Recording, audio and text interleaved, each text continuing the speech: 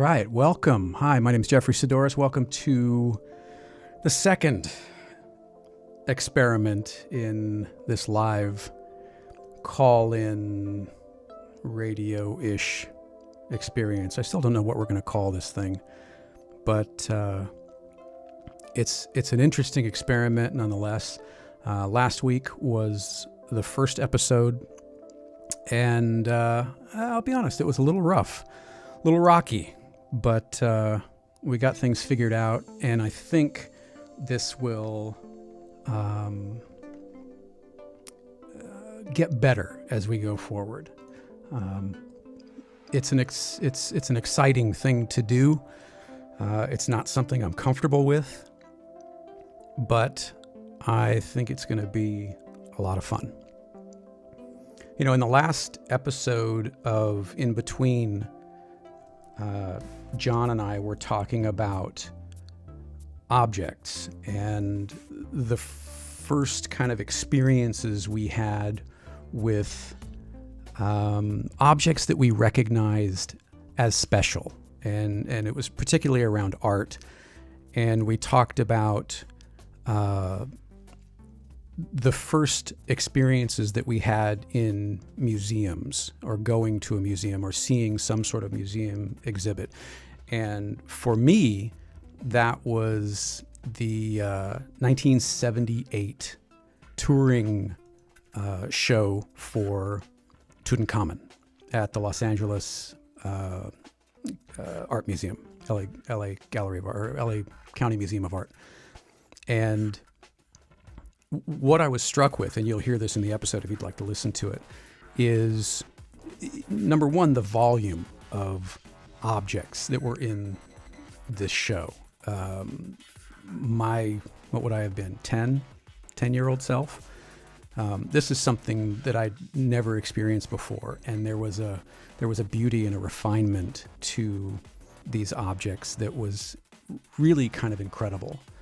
And John had a very different experience. John had the experience of going to church on Sundays. He was living in Amsterdam at the time, and going to church on Sundays, and the little cut through that they used to get to this church passed through a museum, and there was a glass hallway that they walked through, so he could see art literally behind glass every Sunday, and had that experience.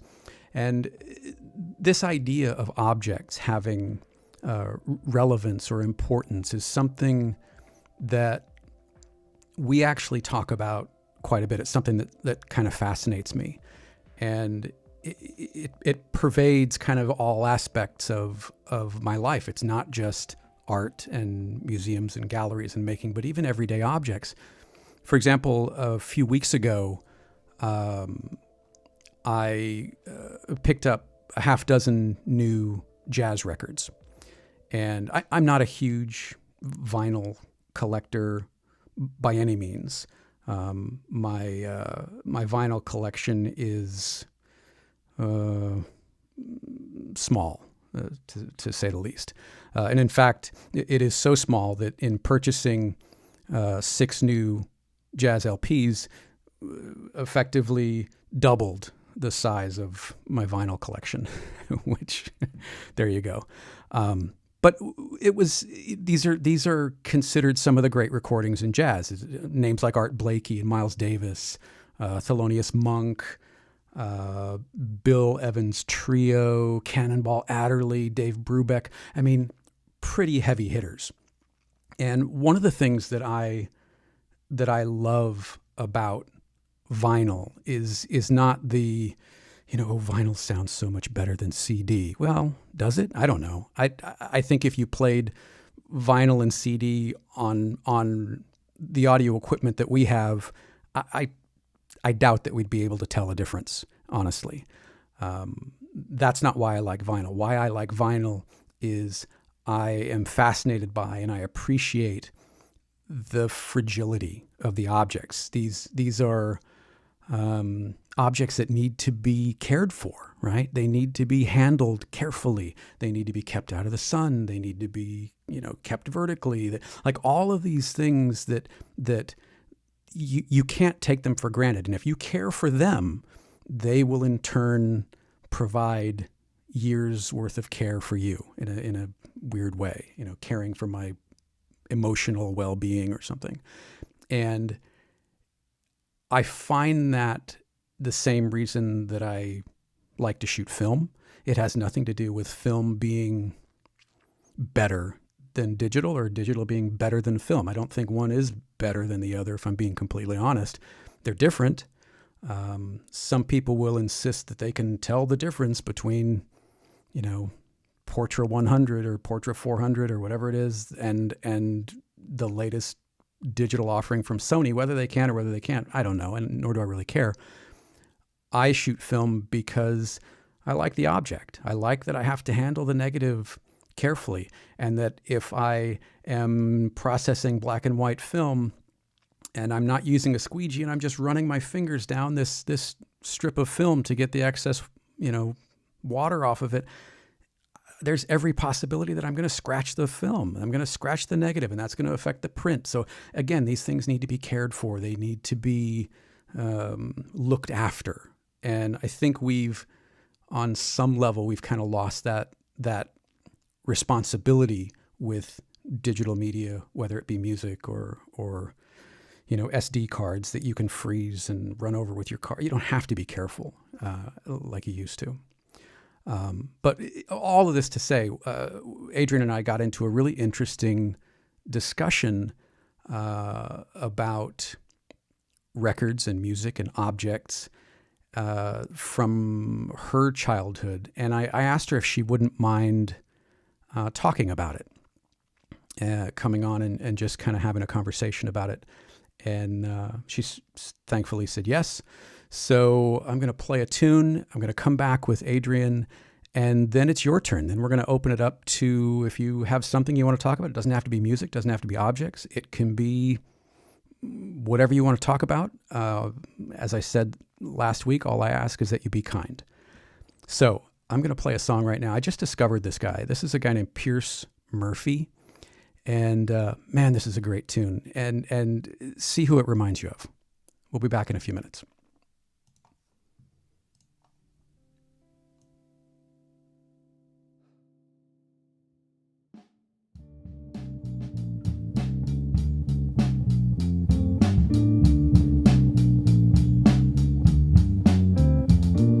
A young David Bowie snuck to the city, made all the garbage look pretty. Say, there's a genie in there and I'm gonna smoke him out. A hookah in the gay bar, living like a rock star. And he says too far out to be going down, but I'm still down. Yeah. You say, baby, love me. I say, do I get to? You say, baby, love me right. Just give it time, surrender. By morning I'm sure you'll see the light. She kissed my lips and said go kick rocks.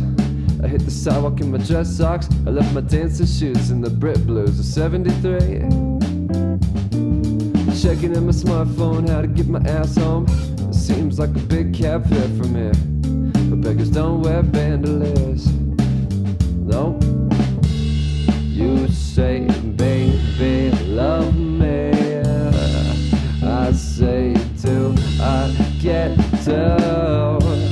You say, baby, love me right. Oh, just give it time, Paris. By morning I'm sure you'll see the light.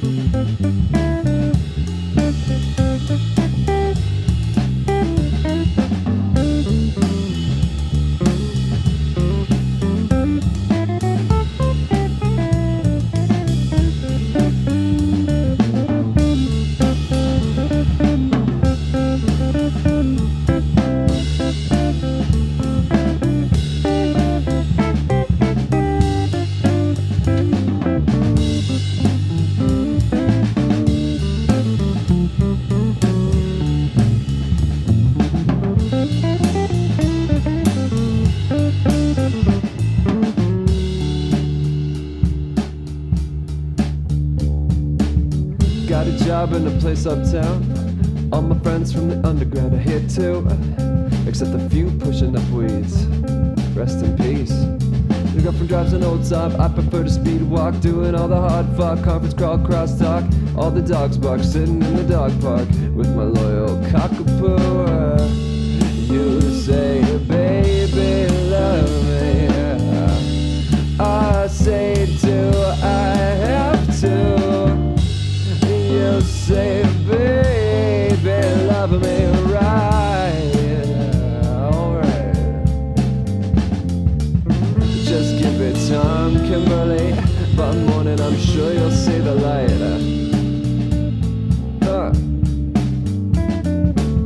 Just give it time, Felicia. By morning, I know you'll see the light. Oh, just give it time, Ivanka. By morning, I know you'll see the light. See the light.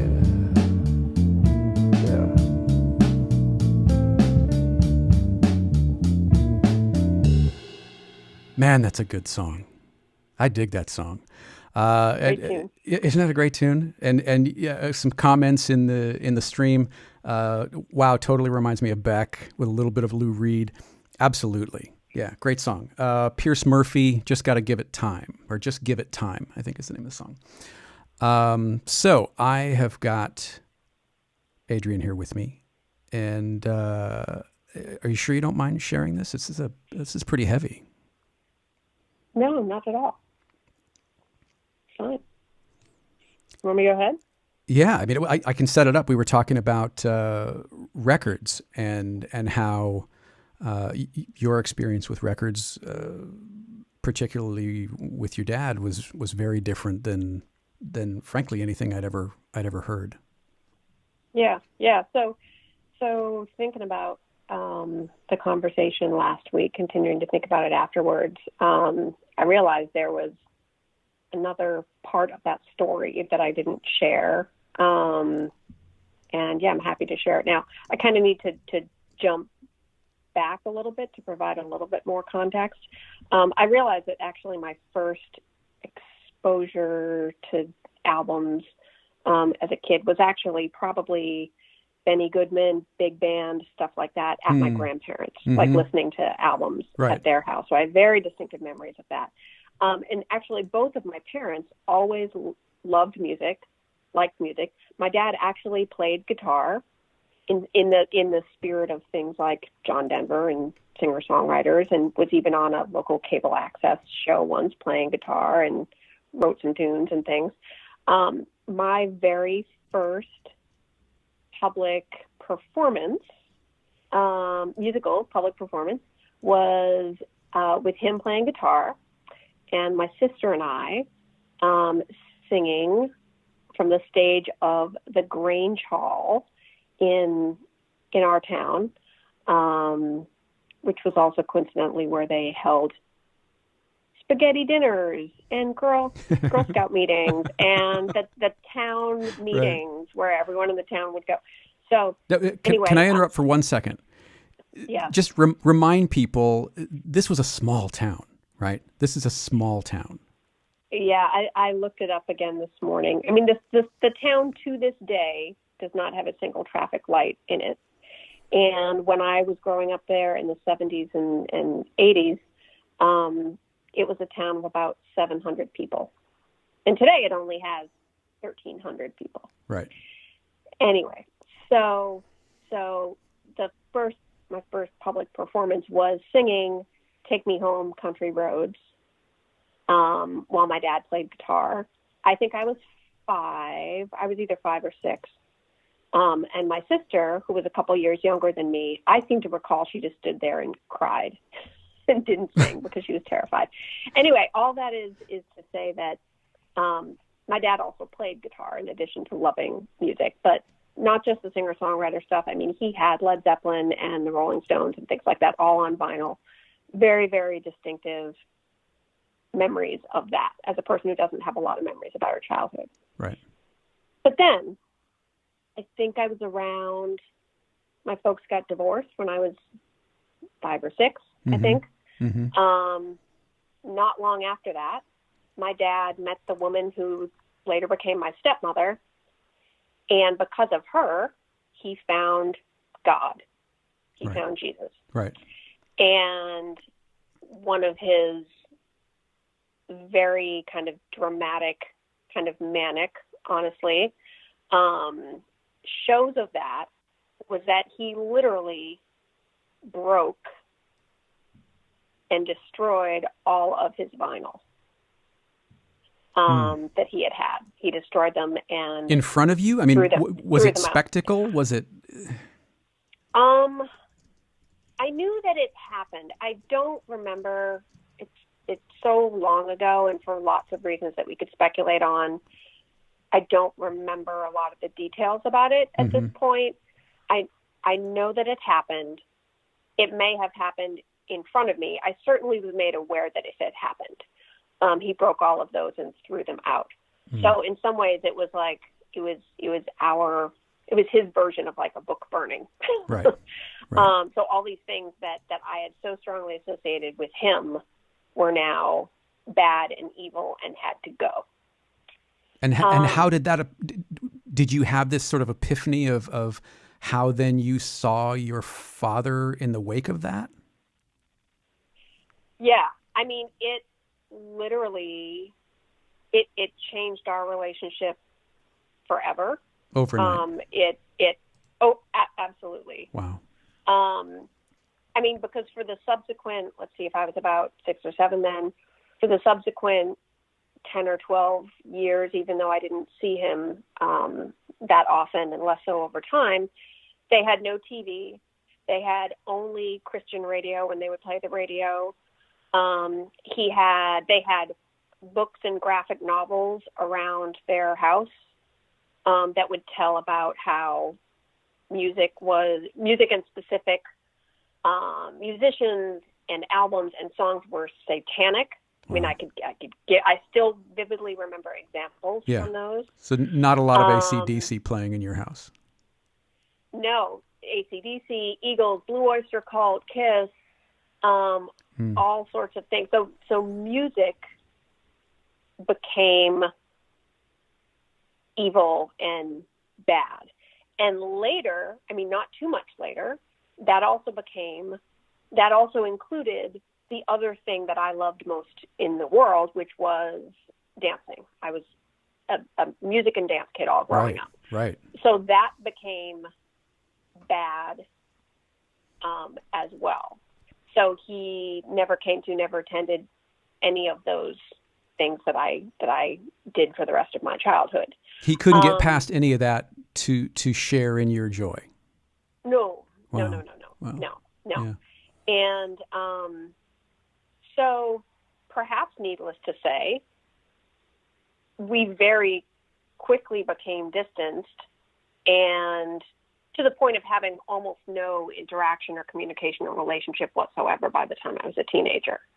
Because the things that I loved most in the world were not just things he wasn't interested in, but things he actively opposed. Yeah, they were evil. And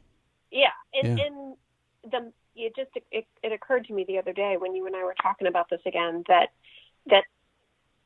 there was a message in there that I don't think I ever quite articulated, which is that I think that was the first time it occurred to me, and it was made very clear that creative output and creativity and something that brings people sort of joy in making or doing could be bad. You had never experienced those feelings before. No. Yeah. And things that I considered near and dear to my heart and my identity in some ways. So, I mean, it really, physically destroying those albums. And again,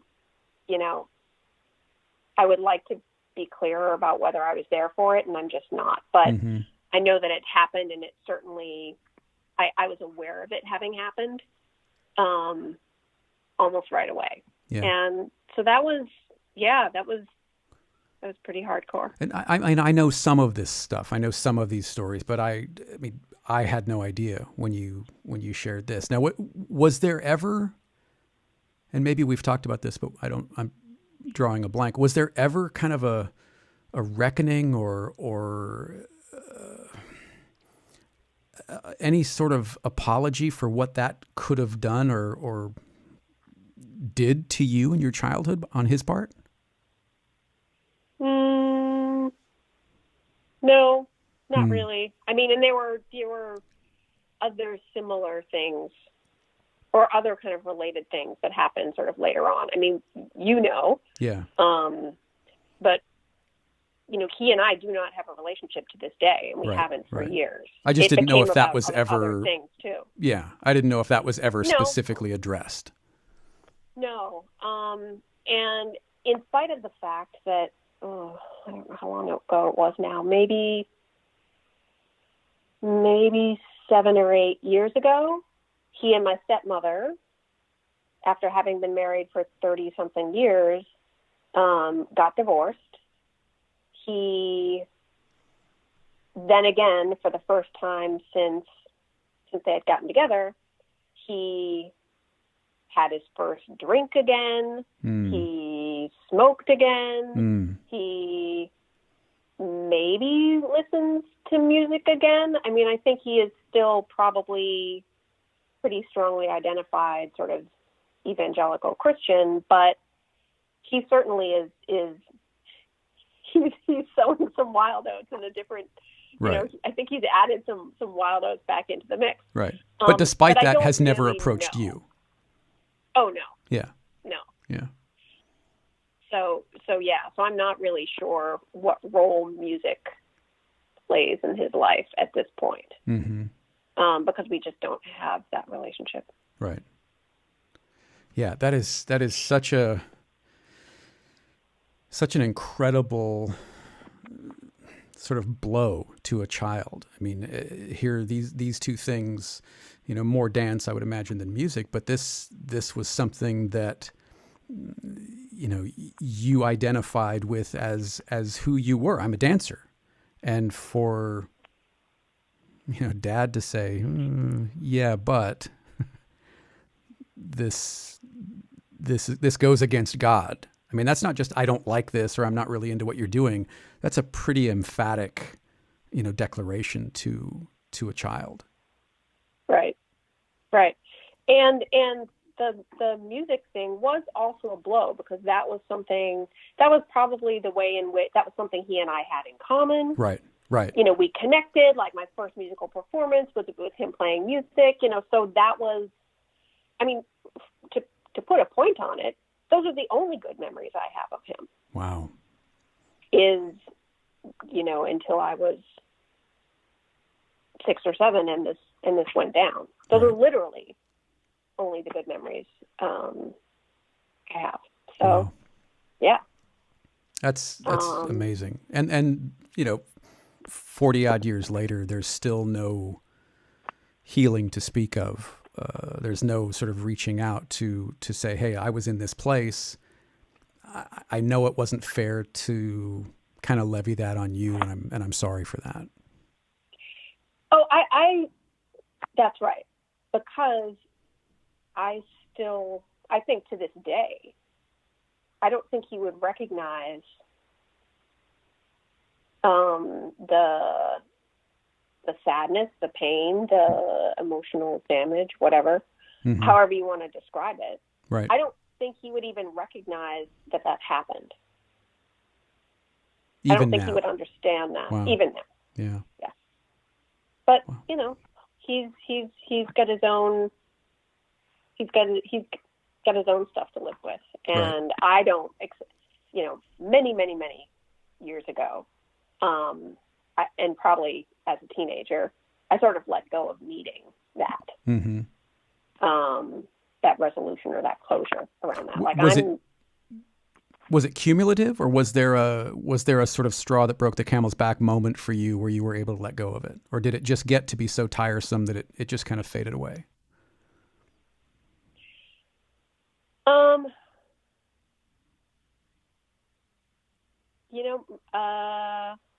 I think it was mostly, as I done was in junior high and high school, and we clearly had zero common ground, whether it was interests, beliefs, politics. Like, our worldviews were so different.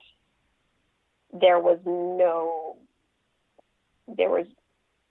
really no bridging that. And, you know, again, my sister and I would only go see him for a few hours every Sunday afternoon each week anyway. So we did not see him that often anyway. And I was like, yeah, I got to work. I got stuff on other things I have to do on the weekends. Like, right. So it was at that point, it was probably easy for you to let go of, or easier. Yeah, because it was, you know, my stepmother for, you know, everything was a lovely person, and I cared about her, and I even though she and I are very different too, but she was a kind person. So I liked seeing her. I think I wanted I found it unfortunate that he and I did not have more in common than we did. So it kind of seemed pointless, really. Right. So. Yeah, you were never going to sort of convince him. He was never going to reach out to you and sort of meet you in any semblance of halfway. So why bother? Yeah, I mean, it was an agree to disagree. Yeah. And I don't even remember if he put up too much of a stink about it.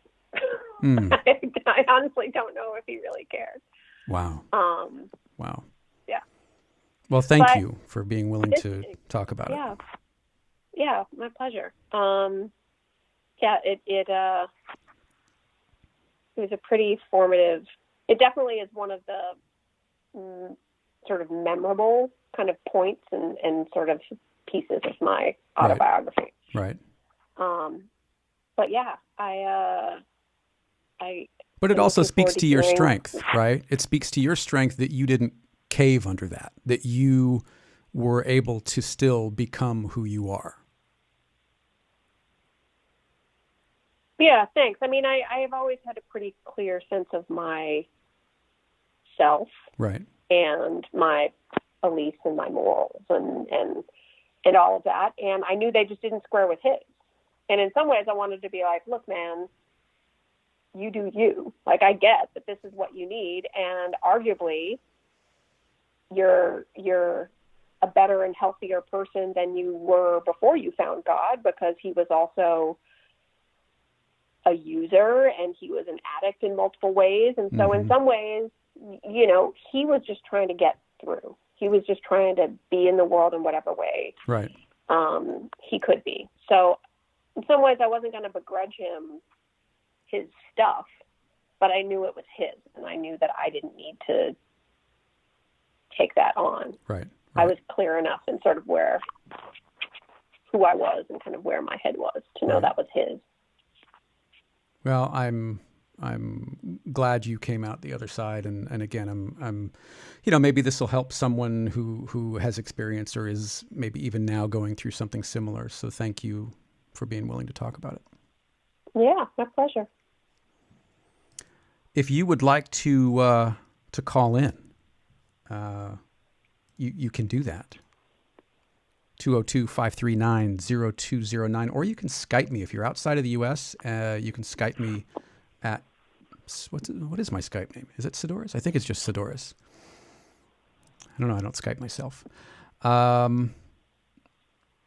Hey, let's use Ted Lasso as some inspiration. If you're not watching Apple TV and you want a reason to try Apple TV, and this is not an Apple TV ad by any means,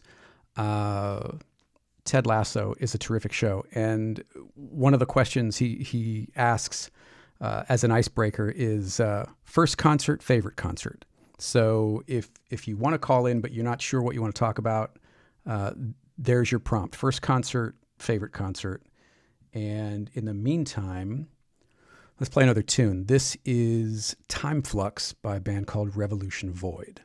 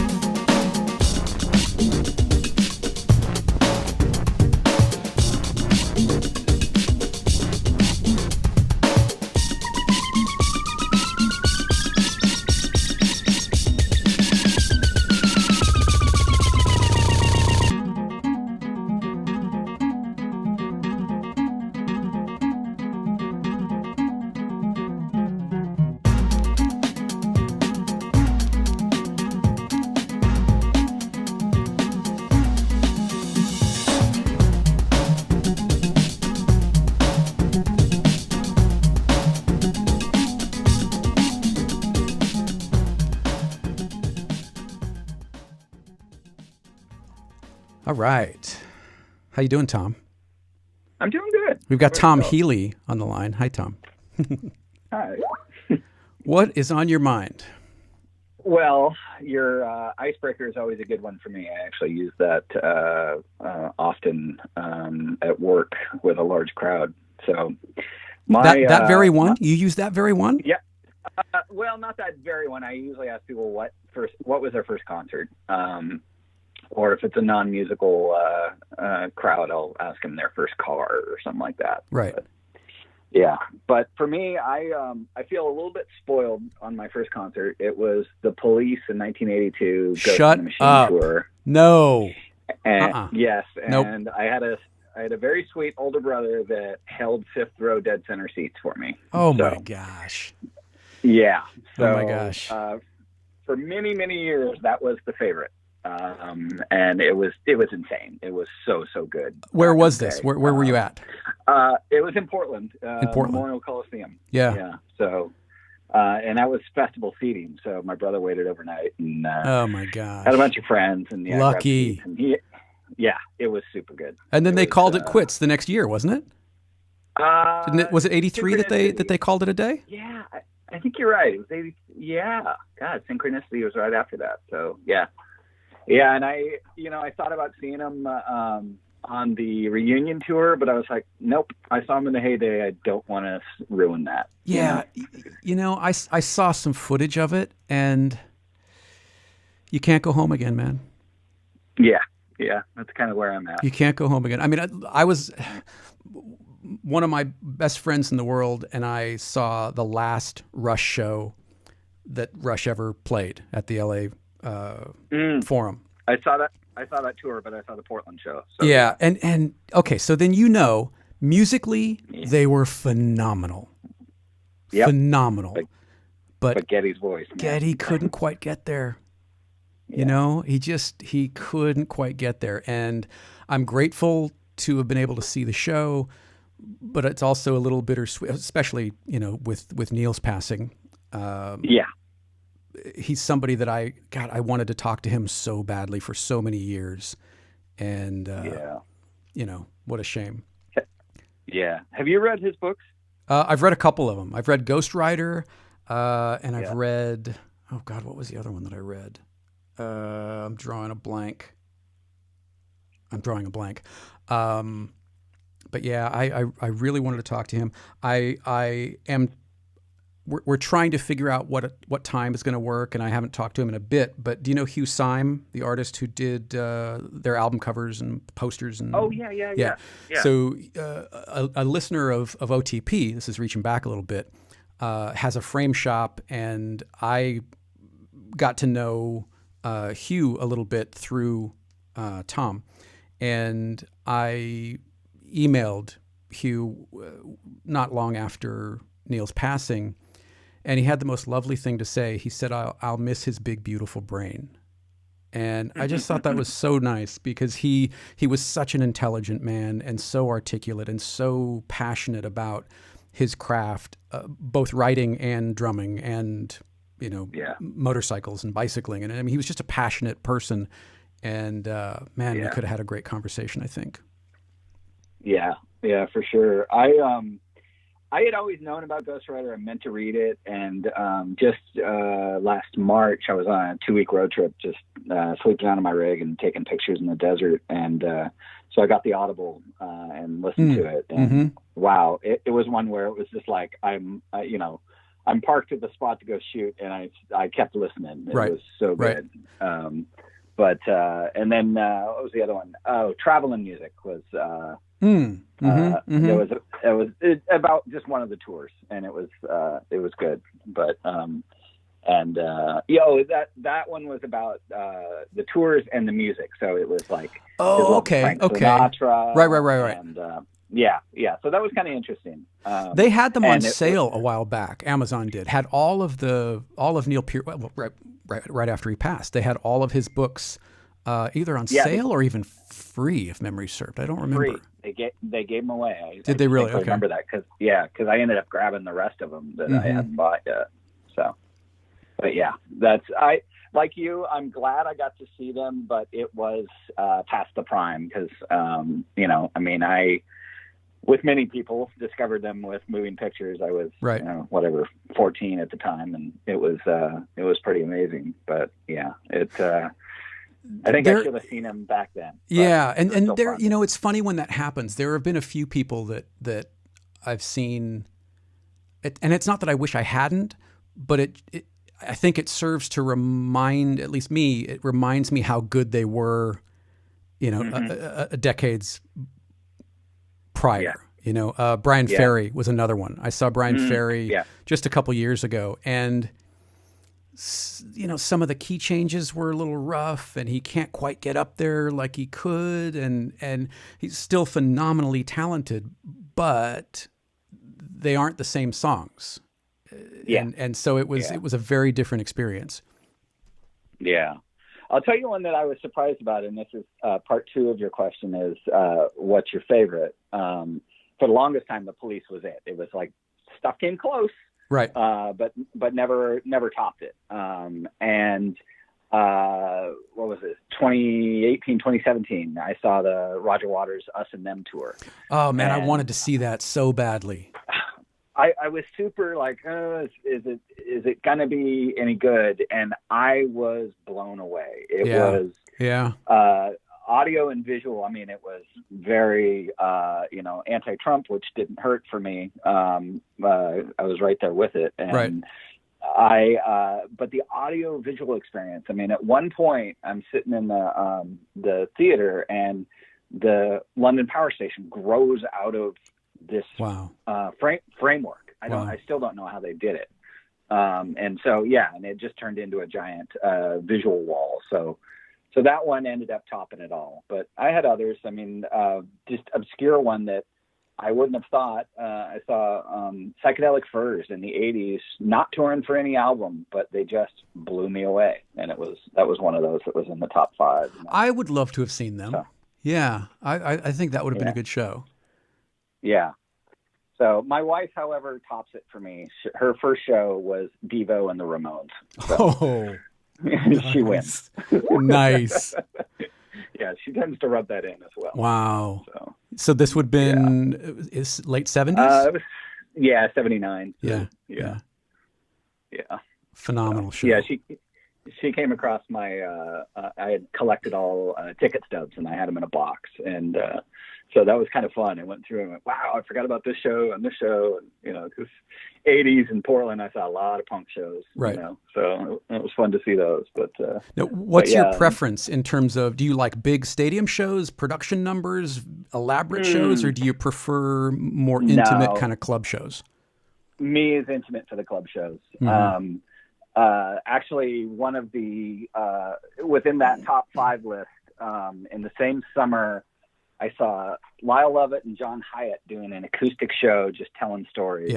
Yeah. And then Gillian Welch and David Rollins, and both of those were just these amazing little intimate shows. Yeah. That where you can hear the finger move on the string. Yeah. That's But it's, for me, music is, it doesn't matter what it is. I mean, I'm pretty much like any kind of music, except for a lot of pop and pop country. But,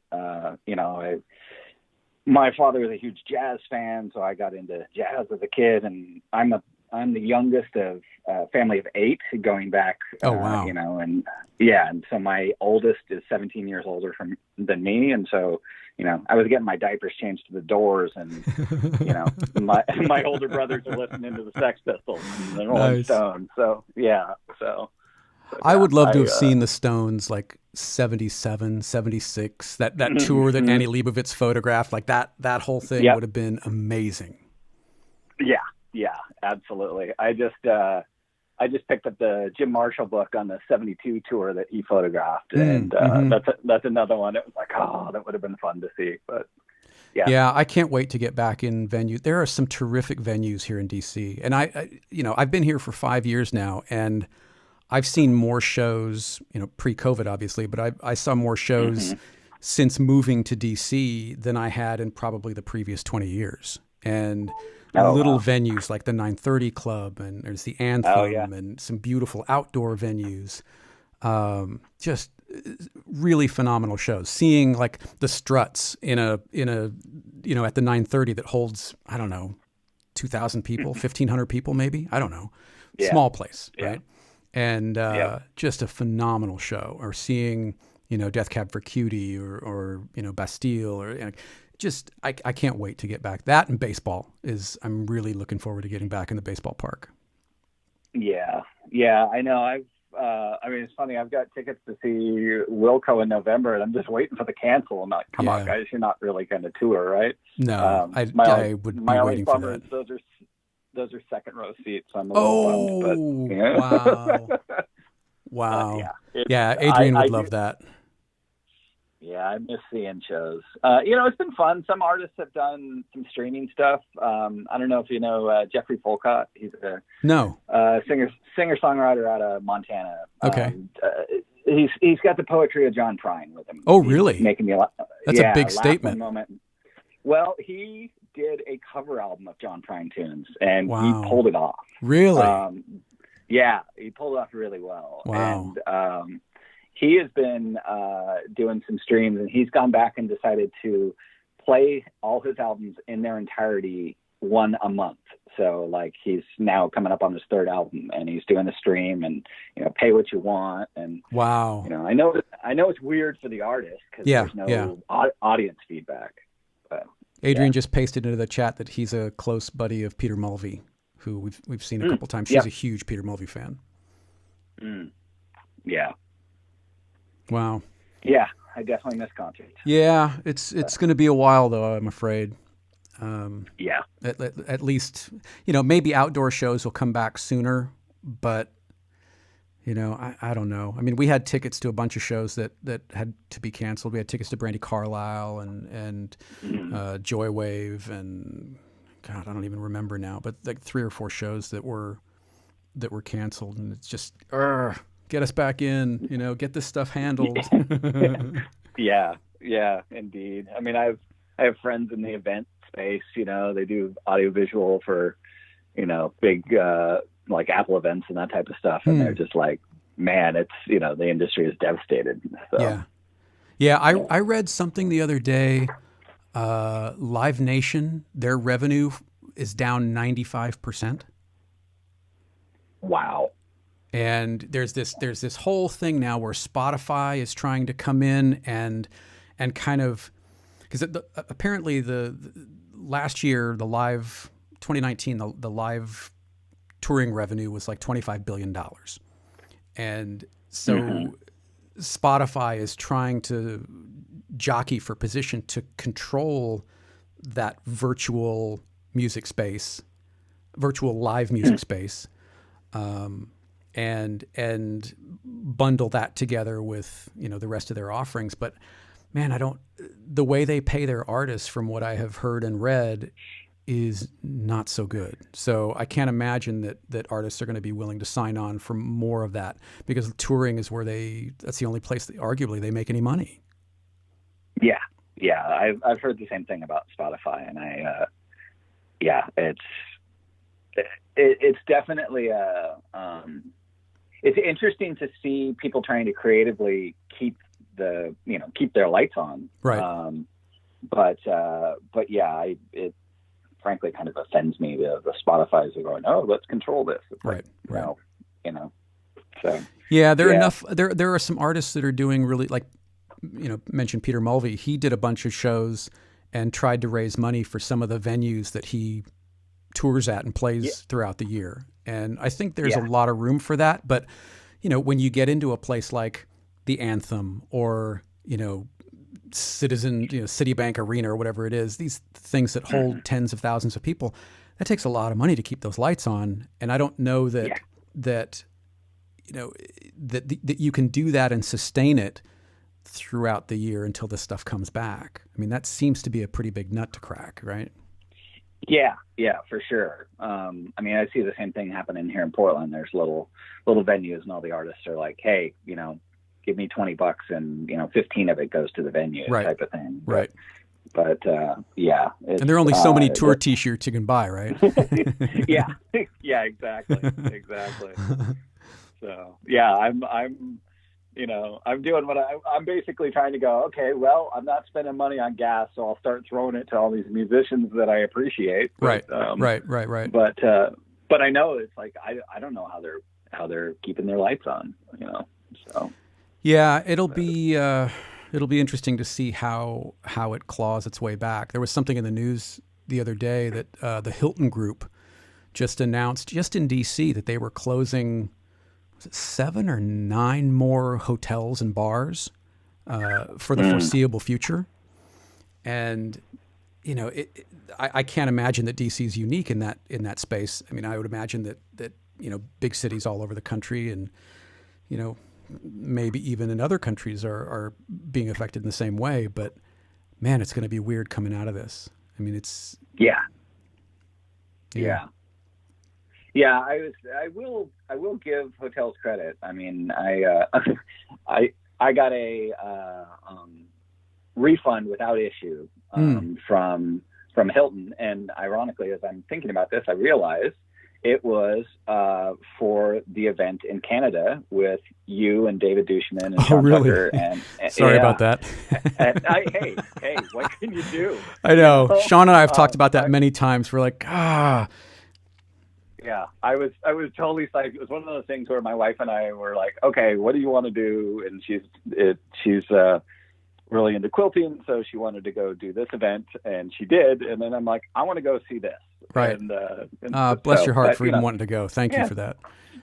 Shit happens. Well, and then we tried to schedule something. We were thinking about, okay, because Sean had another trip to Toronto, and I thought, okay, well, if you've got the bandwidth, why don't I come meet you in Toronto? Because it was later in the year, right? And we were going to do this whole sort of road trip, Adrianne and I, to go up and meet him, and then that had to be canceled as well. And it's just, you're killing me, Smalls. Yeah, that's something I haven't heard in a long time. Yeah, right. Yeah, well.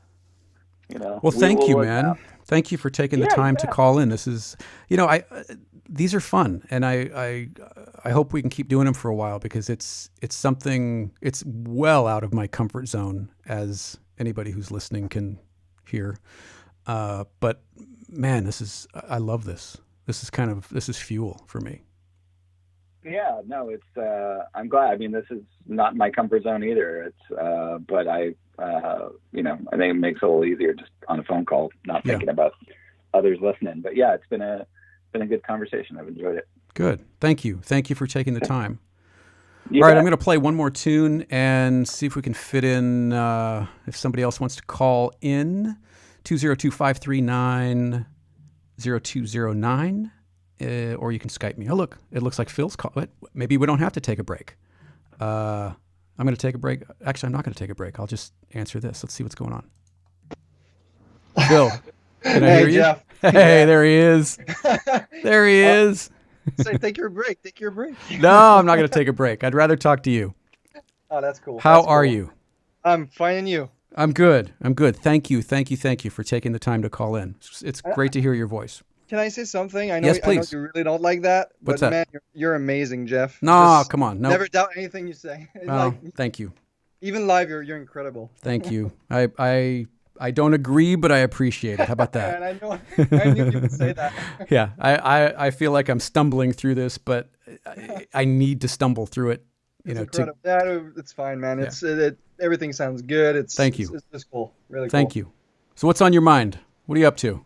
Well, I mean, I was listening to the caller before. Yeah. About like show and stuff like that. So, I mean, I work in the industry, so it's pretty rough, I would say.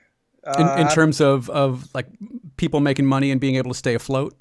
Well, just about work in general. I mean, I haven't worked in 6 months, so. Oh, wow. Yeah, I came back from the US for a show that I was doing in Dallas on March 15, and since then I haven't worked one day. Yeah. Remind me, are you in Montreal? Yeah, I'm in Montreal. Yeah, absolutely. Okay. Yeah. So yeah, that you may actually hear a little accent, guys. Yeah. For those of you who don't know, Phil's a terrific photographer, and I can't recommend his Instagram enough. Sharing Lights is his handle. Go check out his stuff. There's a project that he's doing around body image, and man, you've heard me talk about this before. You know how I feel about this project. Yeah, it's something it feels so that weird. we need to unpack a little deeper in kind of a dedicated conversation. I know I've said that, and time just gets away from us, but please stay on me about it, and let's schedule something and talk about it. I remember I think texting you a couple of weeks ago, and I was like, fuck, I hope he's not going to be mad at me. No, not at all. Not at all. I want to remind him, but I don't want to be like no, not at all. If it's not in the grabbing. calendar, it completely slips my mind. It's yeah. But yeah, well, I just wanted to call first, to say that I love what you do, and you know that. Yep, thank you. And to talk about you were talking about music, so it kind of just hit me a little bit more personally on a level of that's my work. That's a job I do. I do touring for life. So yeah. So what was the last big gig or tour or project? How long ago and who was it? If you can say it. If you can't say it, I understand. I can talk about it, absolutely. Well, the last gig I did was in Dallas, Texas. Mm-hmm. It was they call it PY1. It's a project from the owner, used to be owner of the Cirque du Soleil. He actually put another company when he sold the Cirque du Soleil. And what is that company? I'm sorry, I don't know that company. It's called Lune Rouge, which is a red moon. Okay. It's in French. So, and he actually, it's a big pyramid kind of thing with video, audio experiences inside. It's sorry for the language, but it's fucked up kind of thing. It's a very experimental thing. And we actually did 2 or 3 months in Montreal in the old port before going on tour with it. And this whole pyramid tours, this whole structure tours? It's kind of, the plan was to actually put it for 4, 5, or 6 months in a place, and then do very weird experience thing with sound, with video, and doing some shows and clubs and in the weekend with DJs and wow. It's like a Deadmau5 show. Yeah, well, actually, it looked pretty cool. I saw the one show in Montreal, and I saw the last show that they did in Dallas because I went there to actually replace a guy for rigging. So I was just there to put it down, and it's a pretty cool concept. It's a very, very cool idea because they actually partnered with Microsoft and Google and all these companies just to try to explore some stuff with audio, video. To provide back-end tech, or what were what was the partnership? Well, no, not only back-end tech, but these companies have they actually put in place or just create some new technology for audio, for 3D, for virtual reality and stuff like that. Mm-hmm. So they actually partnered together to be able to try these stuff or just experiment these stuff inside this pyramid. Wow. So they would put some show in the midweek, at 7 p.m. and people would come and just have an experience. Wow. Yeah, so that was pretty cool. It was very, very nice. But has that been put on permanent hold, or do you see that ever coming back? I have no clue. Yeah. I just went to do the teardown of the show. So I saw the last 1 or 2 show. And that's it, but I don't know. The plan was, I think, to do 3 or 4 city a year, and they were supposed to go to to Qatar or stuff like that. Oh wow! Next. And would you have gone with them? If they would have asked me, yes, I would. Yeah, absolutely. But I mean, I work for a company who actually provide equipment, so I didn't work for the production per se. I worked for a big shop in Montreal, who is probably the biggest one in North America with one other American company. We do a lot of touring, a lot of artists from Gaga to Swift, Timberlake. Man, she is somebody I would love to see. Who? Lady Taylor Gaga. Swift? Oh, Lady Gaga? Yeah, I would absolutely love to see her live. She is her, Billie Eilish, they're just. I don't even understand some of the stuff that they do, and I think that's why I want to see it, right? Because visually it's insane. Yeah, it's such a challenge, right? Yeah. It's I think any art that challenges you like that, you need to make the effort to try and experience it and understand it, right? Yeah. Yeah, and not only like musically, but I mean visually for the touring. Sure. I mean it's just to be like very honest, it kind of became a monster because every tour that artist puts on, it needs to be bigger and bigger and bigger. Right. And as a tech, it's just fucking insane. Now, how long have you been doing this? How long have you been in the tech part of this? I've been doing some tech for 7 or 8 years, but Okay. I've been touring for like 2 years now, Okay. maybe. What are Like, some of the big changes that you've noticed technically in terms of how, like pre-COVID, obviously, but how shows are either put on or Oh my God. staged or like that kind of thing? What are some of the big changes that you've noticed? It would be hard for me to say because like I'm quite young, Mm-hmm. so I've actually came into the industry and everything was already like pretty much as it is right now. Like there's some little things that kind of change, but it's not a big going from like like Fresnels to like moving lights. I mean, Right. it was already there when I Already came there, in, yeah, sure. So I've never really seen it. I mean, I've seen some older show like on tape or like on DVD or whatever, but I've always been around very, very like moving lights and Mm-hmm. all these LED lights and all these things. So I don't know if there's one thing I could say that really changed, but the thing that It seems like the screen technology has gotten Yeah. bigger and better. that's one of the main thing. But Yeah. I could say like let's say like the last tour I did like well not last fall but last summer like 2019. Mm-hmm. I was on the Pink Beautiful Trauma tour in Oh, Europe. wow. Yeah, see, And, she's somebody I'd love to see live too. It's man. She's a real show woman. She's a very good. She's a very, very good like live performer. Yeah, seems like And it. and one thing that we had on the tour that's kind of, well, not super new but kind of new, it's these follow spots, but like these robotic follow spot that you can actually use, but with a screen behind the stage. Like Mm-hmm, mm-hmm. you don't have like these actually like very how you say that old school kind of follow spots from the back with these huge lights and super heavy. Everything is motorized from a distance. Wow. So that And was it all pretty cool. tracks automatically, or are there still operators? No, they're still operators, but they're actually sitting in a room with like AC. Oh, wow. Instead of Even like like- sitting up in the rigging. Yeah. Yeah, it's instead of like being with all the crowd like with beer on their head and Yeah, right. So that's one of the big difference now that we have like big change. All these like thing that you can actually use, but not being like from a distance. Everything is just I don't know. I can't find a word right now, but like the yeah. Damn it, Phil, find the word. Sorry. So yeah. so being that you're sort of in this and you get to see these things from a different perspective than say we do, do Yeah. you have a different experience of what makes a great show? I mean, Oh my God. can you separate the sort of seeing behind the curtain with just enjoying the show? And who would that be? Who would your hard. best show be? It's hard, honestly. Like, it's very hard now not to see like things, not Yeah. to see like the rigging and like everything that's part of the show. Right. But I could say a really good show that I've seen, and then a couple. I'm more like of a progressive like progressive metal or Yeah. progressive rock kind of Yeah. guy.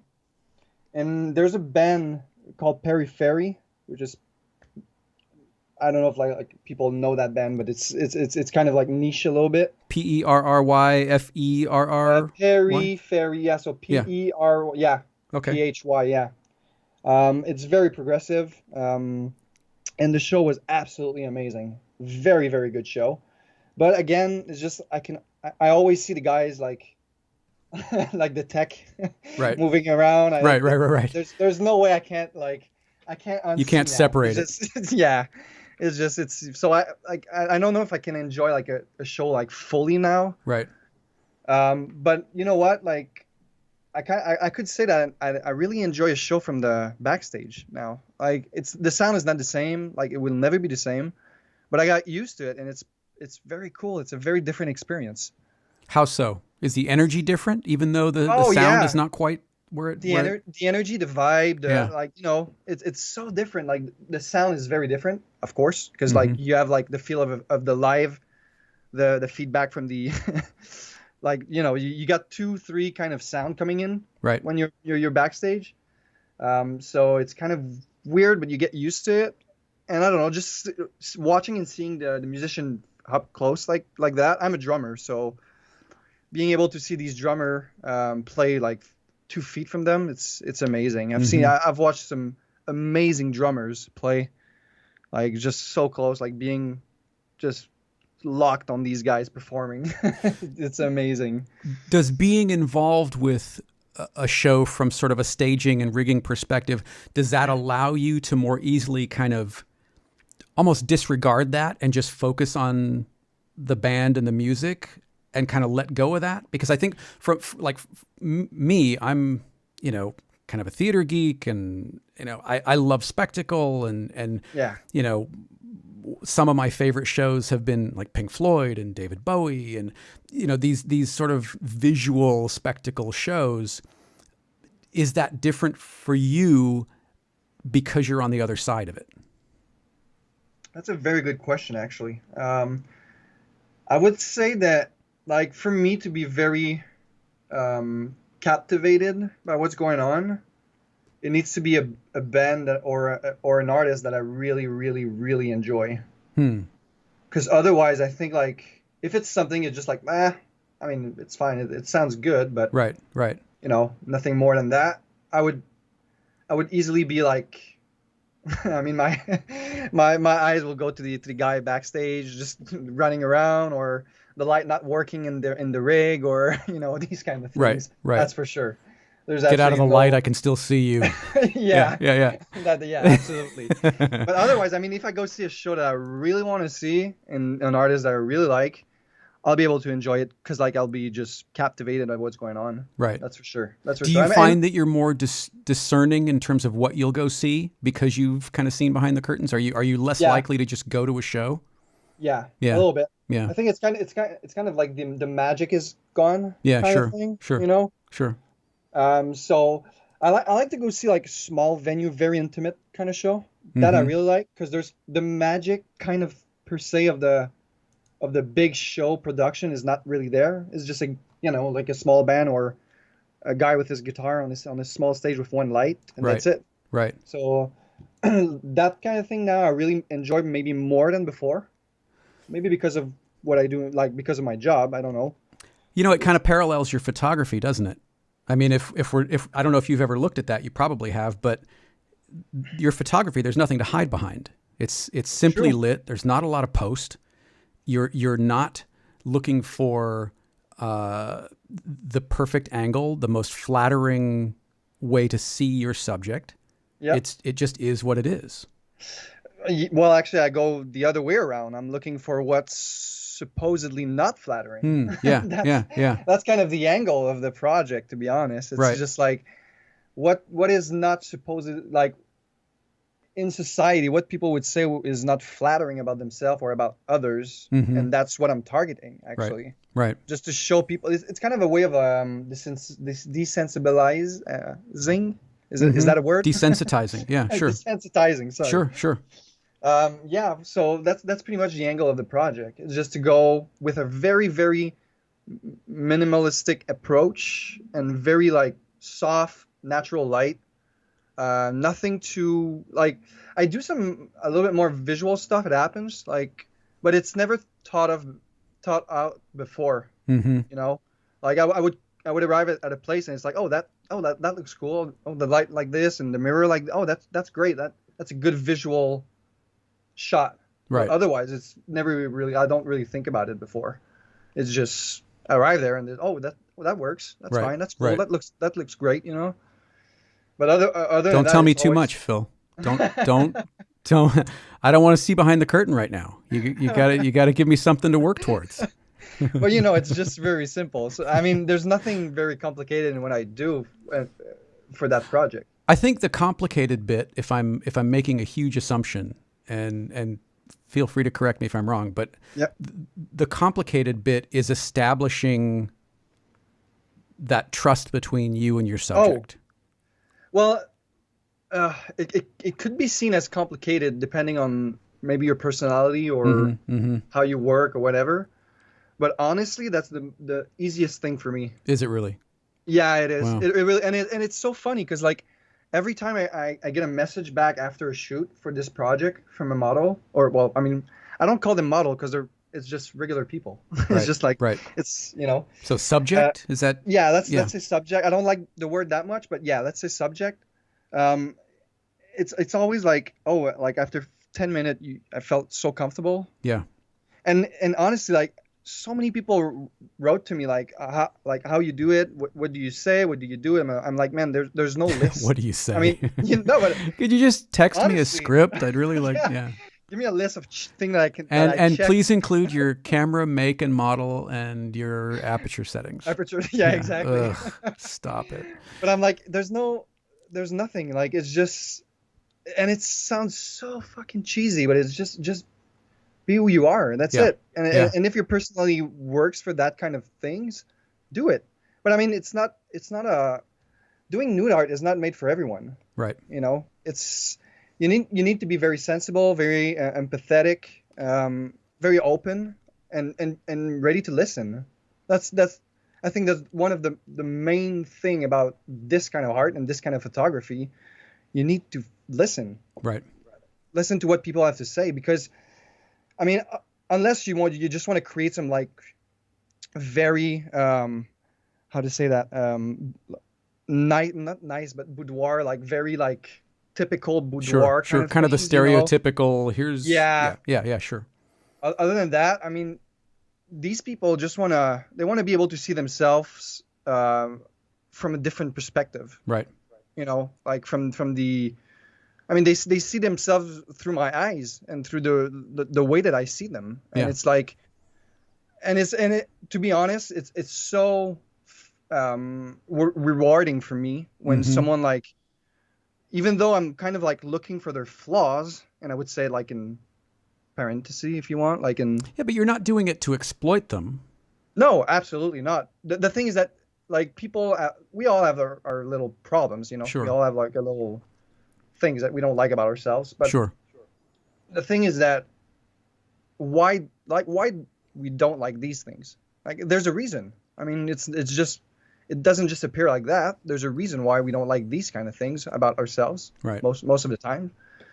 Yeah. And it's like, and for them, I want to dive into this with you. I think sure. this would be kind of fascinating, and I know we've been circling it for a while, but we'll get there.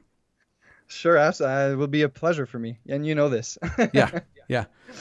All right, I think we're going to wrap up because we're a little over an hour, and I'm trying to keep these a little tighter, at least until I figure out what the hell I'm doing.